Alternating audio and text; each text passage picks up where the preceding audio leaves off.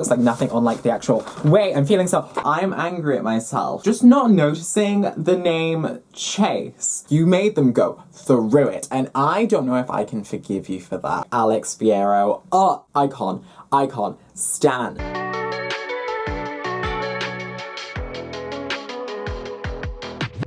Hey besties, it's Joel and welcome to episode 4 of Reading the Riordanverse, where this weekend we're going to be reading Magnus Chase and the Gods of Asgard by Rick Riordan. I am just super excited to finally be getting into this one specifically because I am a massive buff for Norse mythology. I've been a massive fan of Norse, myth since I was a kid, and so I'm very, very excited to finally be getting into this series. Plus, a lot of you have recommended Magnus Chase for, a while, so I'm very, very excited for it. I hope you're all doing very well and staying hydrated. If you've yet to take a drink of water, please do so. Keep yourself healthy and fit, and yeah, I'm just really very excited for this. But before we get into everything Magnus Chase and the Gods of Asgard, I'd like to thank Likewise for sponsoring today's video. Sometimes I really and truly find it hard to pick what to read next, as I've literally just finished such an amazing book, and then I look to my TBR and see how massive it is, and it's just such a monumental task to try and pick one of those books to try and read next, and I'm sure all of you can relate to that. It's literally the same with TV shows and movies as well.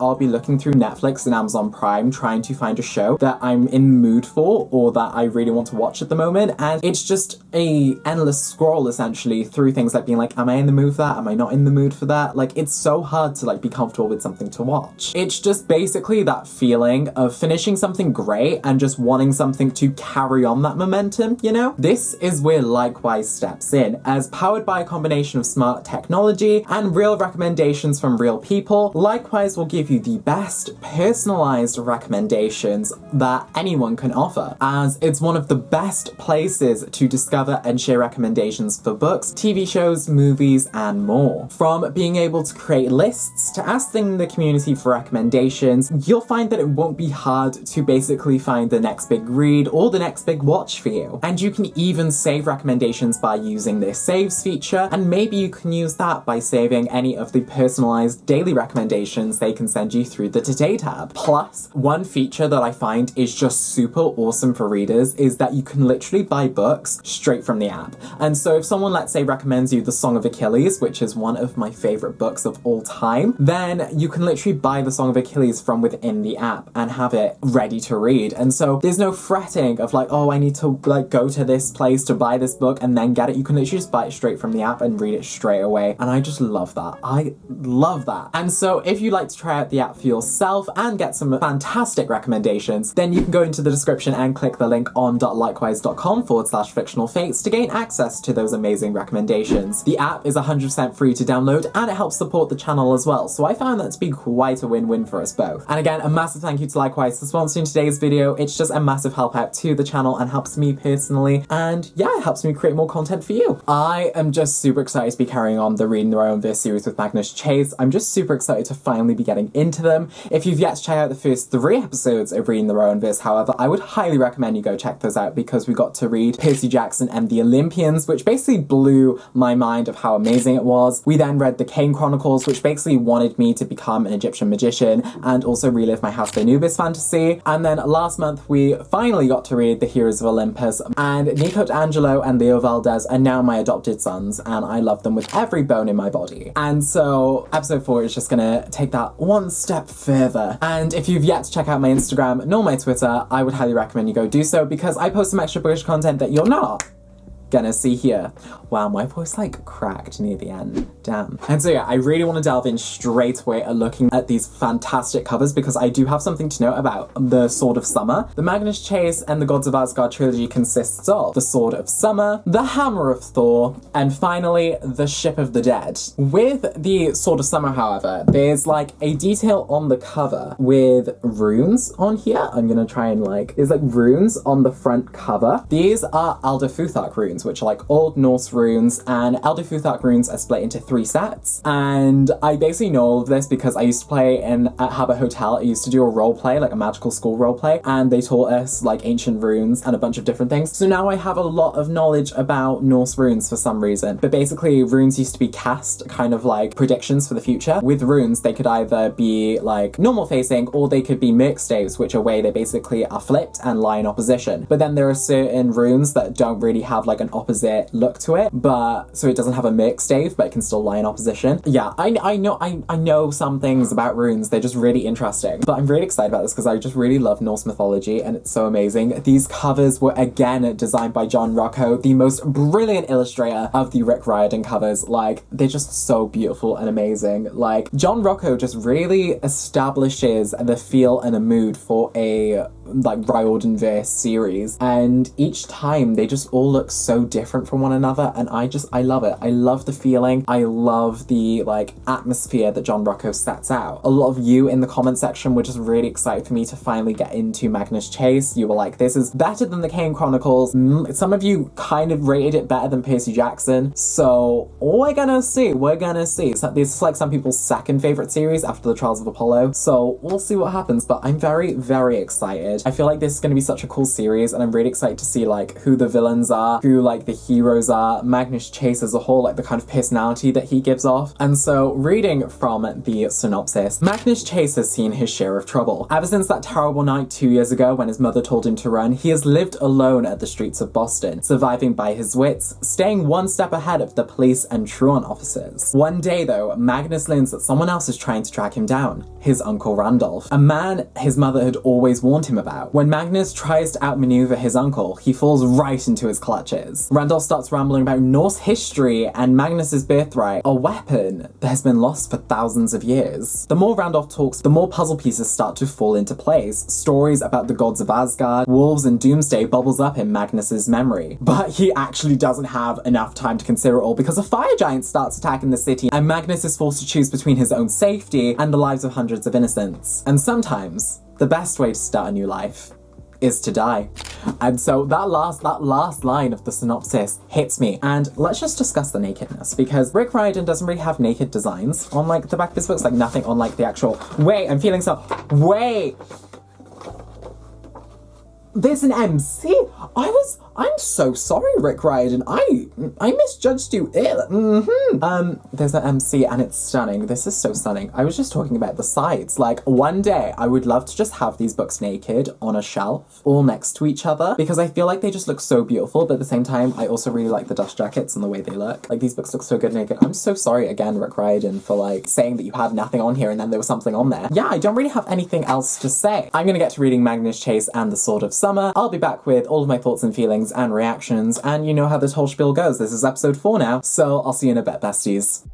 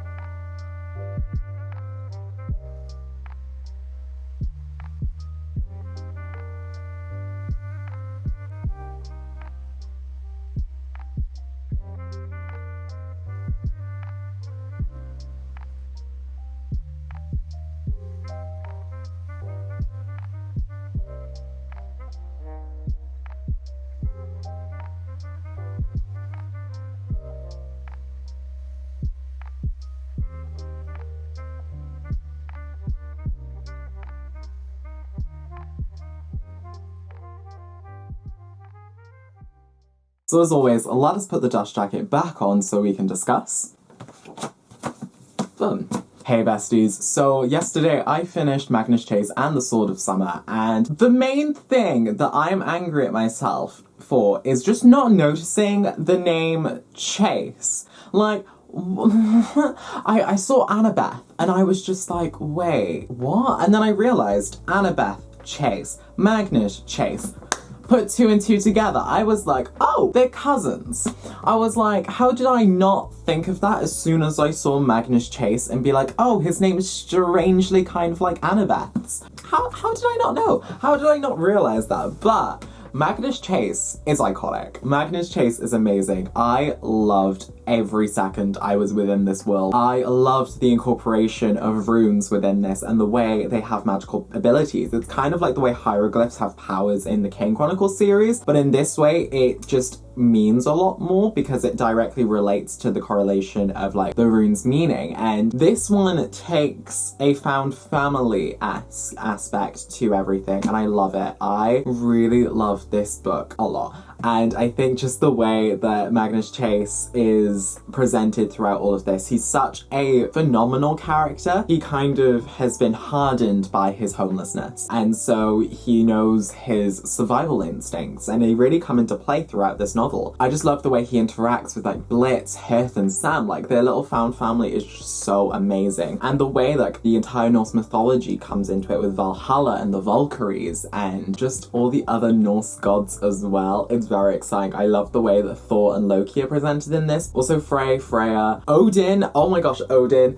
Iconic. I just think it's really great, and I think this really takes Norse mythology and puts it into a fresh perspective, and it really gives us a perspective of also someone who's not essentially like a major god. Like Frey is not a major god within the series, but Magnus is. It doesn't matter how big or small your godly parent is, you can still make a difference within the world, and it's amazing. I think that it's just so good and amazing, and it's just Blitz. Okay, Blitz and Heath are like two gay dads, and I love that. I fully support that, and like the way they just like talk to each other is like they're a married couple, and I fully support Blitz and Heath together forever because it's just amazing. And the way that like Sam's identity is discussed within Magnus Chase, not only as a Valkyrie but also as a Muslim girl, it's definitely something that I appreciate Rick Riordan doing, and probably something that he took a lot of care in writing, and it's definitely great to see him incorporate other identities and other perspectives, as we've seen with the Heroes of Olympus series as well. I think that he's like learning and listening and diversifying his books in such fantastic ways, and it's just really nice to see that, and really nice to have like kids being able to read these books and let themselves feel represented in these. But overall, this is just stunning, and especially with the ending of Magnus Chase, like this is definitely going to come into play, and especially with some of the plot threads that were left behind in this for the Hammer of Thor, we know exactly what's going to happen, and I'm super excited to see Annabeth come back into this because it's just going to be so much fun, and I'm so excited. But yeah, I am really excited for that. I just think Magnus Chase so far has just been such an amazing series, but we are now going to be proceeding on to the Hammer of Thor, and I'm really excited about this purely because Mjolnir.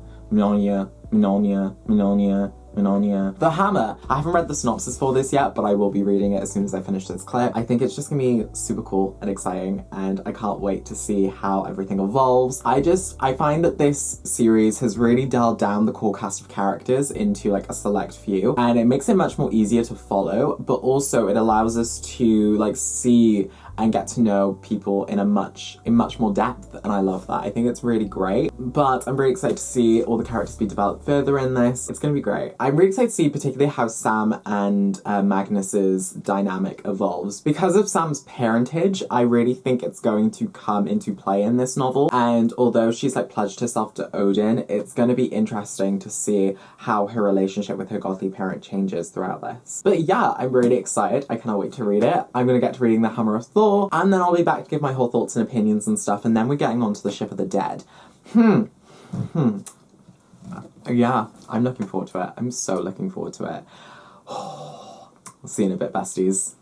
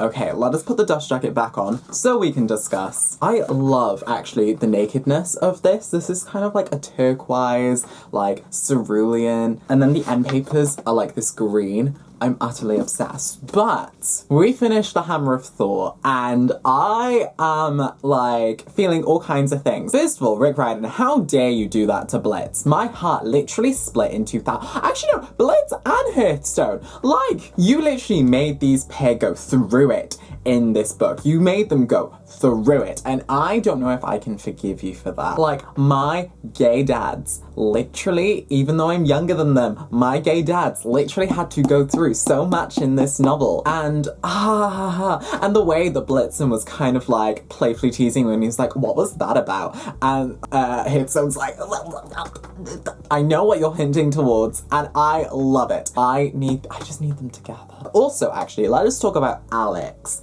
Alex Fierro. What a monarch. What an amazing person. Like, the way that Alex just comes into this with a massive impression and is like, yeah, I'm gender fluid, I'm transgender, so what? I am this until I say otherwise. Like, what a monarch. What an icon we stan. And I think, like, Alex and Magnus's budding kind of connection is one that I'm really, really rooting for. Magnus, a queer icon, let's go. Like, it's just great. And I think that the way it really dispels the stereotypes with, again, associating a person against their godly parent. And we see this throughout a multitude of series. We see this with Nico D'Angelo in the Heroes of Olympus. We see this with Leo Valdez. We see this with Frank. We see this with now Alex, and also Sam, because they have the same godly parent. And I think, like, it's amazing because Rick Riordan, again, teaches to dismiss stereotypes and to dismiss kind of preconceived notions about people based on their parenthood. And we see this with Hearthstone. Like, what? I love Rick Riordan and the way that he just writes, and amazing and just iconic. And I think it's really important as well, especially given like how much Alex also reminds me a bit of Nico D'Angelo in like the same moodiness kind of thing. And it's like the way that they do it as a shield to protect themselves, and they do it as a kind of a way to like shield themselves from harm from other people and rejection from other people, because Nico D'Angelo and Alex both have similar traits in their queerness. And so it's very much, I think Rick Riordan is presenting it as they do this as a shield to protect themselves because they don't know whether people will accept them or not. And it's amazing because I resonate with that a lot as someone who literally has shut their emotions off to try and stop themselves from being hurt by people who would not like me being queer. So it's definitely really nice to see that being resonated within this, but also seeing them being accepted and open and welcomed within everything. The plot of this book as well was amazing. I think we really got to see an evolution in the Norse mythological world that Rick Riordan is presenting, and we get to see kind of how everything connects and interweaves and stuff, and it's great.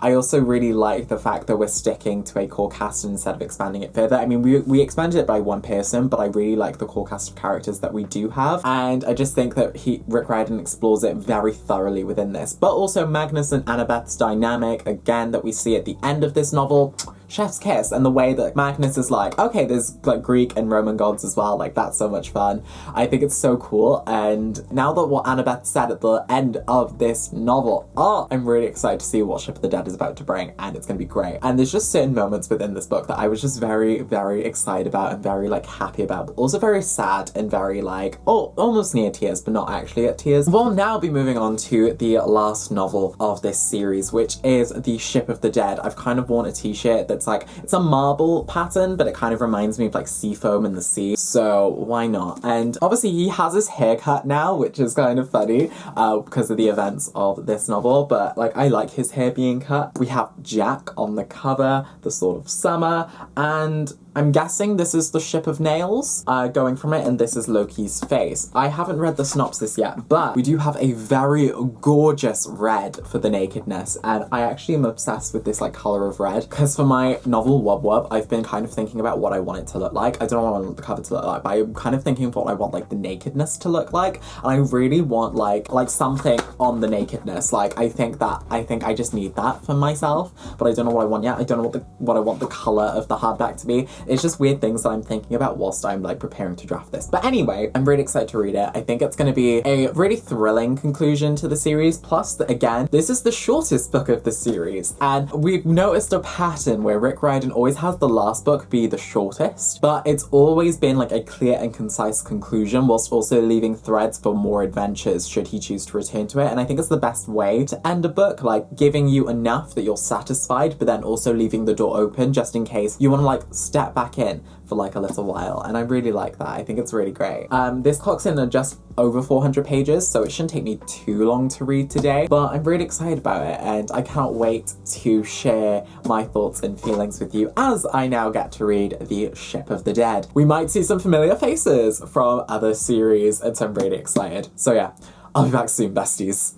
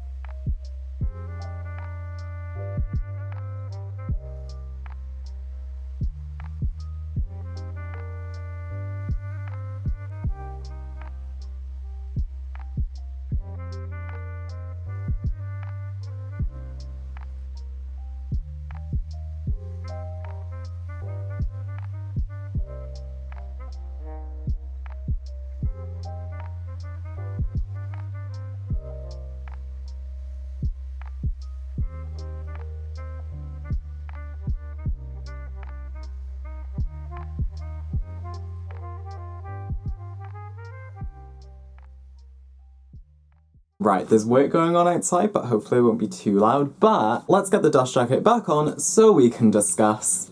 Right, I finished The Ship of the Dead, the final book in the Magnus Chase series, and Rick Riordan has done it again. It's such a satisfying conclusion to this series, but again, leaving enough open so that Rick Riordan can just like pop in and explore the world when he wants to, but also leaving enough that I am fully satisfied by this series. I just think the entire series has been amazing, exploring Norse mythology and the way it's different from like the Greek and Roman side of things, and also the Egyptian side of things. I would really love like a whole like collaborative series between all like three of these universes together. I think that would just be so cool and so like interesting to see how all of like the different demigods would interact and intersect. I just think that like it would just be really cool to see like gods from different mythologies coming together in order to like go against the demigods, but you know, that's just wishful thinking. But we really got to see again a culmination of character journeys. I think Magnus and Sam really changed the most throughout this. We do get to see Blitzen and Hehe also come to the culmination of the character journeys, but Magnus basically comes to the fact that like he is with his family, he is stronger. With his found family, he is stronger. And it's amazing because it's not all on him. He can share things with his family and he can show his love to his family, and it will be great. And it's amazing. We see Sam really come to terms with her own power and also just realize that like her father doesn't have that much control over her that she initially thought. We really get to see a budding relationship bloom with Magnus and another character, which is really, really exciting, and I love it.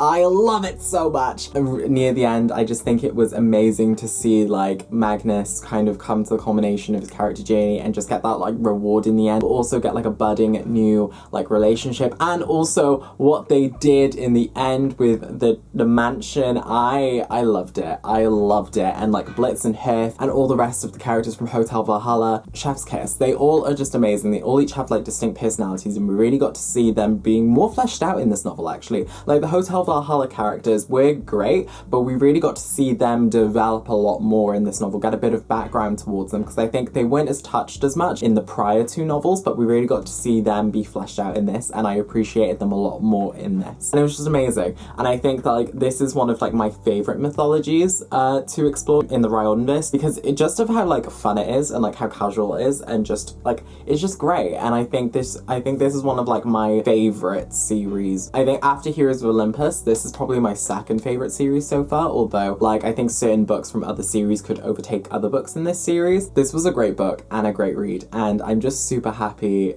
that I finally read it, and it's just amazing. I think, oh, it's just so good. It's so amazing. And yeah, as a result, I have finished the entire Magnus, Chase, and the Gods of Asgard series. Would I recommend it? Entirely. I think that this is just such a great series to read. However, I do feel like the Ship of the Dead does go into some of the events. Well, I think Hammer of Thor near the end, but also the Ship of the Dead goes into some of the events that happens in the Trials of Apollo, which I was not expecting because they were like, oh, Annabeth was feeling like sad, and I do not know what that's about, but I'm also now more scared to read the Trials of Apollo series. So I think it's fine to read if you haven't read the Trials of Apollo series, but I think you have to get to a certain point in order to understand the context of everything that's happening here. It's just amazing. It's just so cool, and I think the characters in this as well are amazing. Like Alex, Fiero, oh, icon, Stan.